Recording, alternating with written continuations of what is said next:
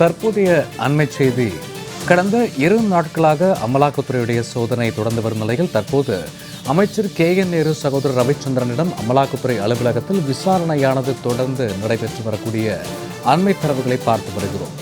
KN Nehru சகோதரர் ரவிச்சந்திரன் வீட்டில் நடைபெற்ற சோதனையில் முக்கிய ஆவணங்கள் கைப்பற்றப்பட்டதாகவும் தற்போது ரவிச்சந்திரனிடம் விசாரணை நடைபெற்று வருவதாகவும் செய்திகள் தெரிவிக்கின்றன. KN நேரு மற்றும் அவருக்கு தொடர்பான பல்வேறு இடங்களில் 2 நாட்களாக அமலாக்கத்துறை அதிகாரிகள் சோதனை மேற்கொண்டு வரக்கூடிய நிலையில் ஆவணங்கள் பல கைப்பற்றப்பட்ட நிலையில் தற்போது அமலாக்கத்துறை அலுவலகத்தில் வைத்து KN நேருவின் சகோதரர் ரவிச்சந்திரனிடம் தற்போது விசாரணையானது நடைபெற்று வருகிறது.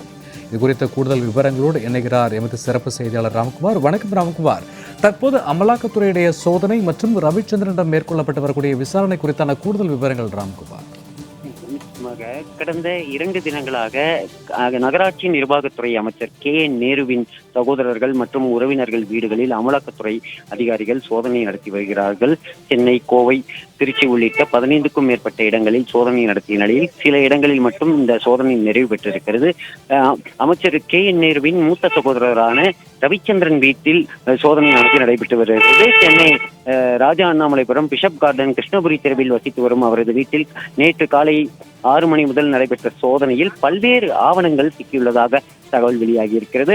அதனைத் தொடர்ந்து அந்த ஆவணங்கள் கைப்பற்றிக் கொண்ட அமலாக்கத்துறை அதிகாரிகள் அவரை அழைத்துக் கொண்டு சென்னை நுங்கம்பாக்கத்தில் உள்ள அமலாக்கத்துறை மண்டல அலுவலகத்தில் வைத்து விசாரணை மேற்கொண்டு வருகிறார்கள். கடந்த பல ஆண்டுகளாக தமிழகம் முழுவதும் உள்ள இடங்களில் TVH கட்டுமான நிறுவனம் நடத்தி வரும் ரவிச்சந்திரன் தமிழகம் முழுவதும் இருக்கக்கூடிய அடுக்குமாடி குடியிருப்புகள் கட்டி அதை சட்டவிரோதமாக அந்த குடியிருப்புகளை விற்றதாக வந்த தகவலின் அடிப்படையிலும், அதே போல இந்தியன் ஓவர்சீஸ் வங்கியில் காற்றாலை மின்சாரம் தயாரிப்பதற்காக 30 கோடி ரூபாய் கடன் பெற்றதாகவும் அதில் 22 கோடி ரூபாய் மோசடி செய்ததாகவும் இந்தியன் ஓவர்சீஸ் வங்கி கொடுத்த புகாரின் பேரில் ஏற்கனவே CBI வழக்கு பதிவு செய்திருக்கிறது. அந்த வழக்கின் அடிப்படையிலும் தற்போது அமலாக்கத்துறை சோதனையானது நடைபெற்று வருகிறது.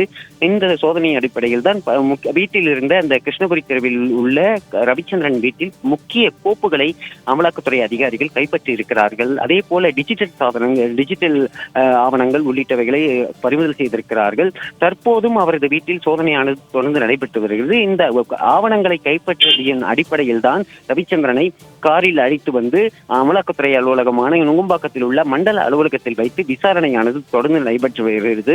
அதே போல அவரது வீட்டிலும் உள்ள உறவினர்களிடமும் அமலாக்கத்துறை அதிகாரிகள் தனித்தனியே விசாரணை நடத்தி வருகிறார்கள். அதே போல அவரது வீட்டில் ஜல்லடை போட்டு அமலாக்கத்துறை அதிகாரிகள் சோதனை நடத்தி வருகிறார்கள். அதே போல அவர் உறவினரான ரமேஷ் என்பவர் வீட்டிலும் தொடர்ந்து காந்தி நகர் பகுதியில் விசாரணையானது நடைபெற்று வருகிறது. அவரது வீட்டிலும் ஏராளமான ஆவணங்கள் சிக்கியுள்ளதாக தகவல் வெளியாகி இருக்கிறது. தொடர்ந்து இந்த ரவிச்சந்திரனை அமலாக்கத்துறை அலுவலகத்தில் உள்ள 3வது மாடியில் வைத்து விசாரணையானது நடைபெற்று வருகிறது. இந்த விசாரணையின் முடிவில் தான் எவ்வளவு சட்டவிரோத பணப்பரிமாற்றம் நடைபெற்றது, அதே போல தமிழகம் முழுவதும் எவ்வளவு முறைகேடுகள் நடைபெற்றது என்பது குறித்து தெரிய வரும். சூர்யா, அமலாக்கத்துறையுடைய சோதனைக்கு பிறகு KN நேருவின் சகோதரர் ரவிச்சந்திரனிடம் மேற்கொள்ளப்பட்டு வரக்கூடிய விசாரணை குறித்தான கூடுதல் விவரங்களுக்கு நன்றி ராம்குமார்.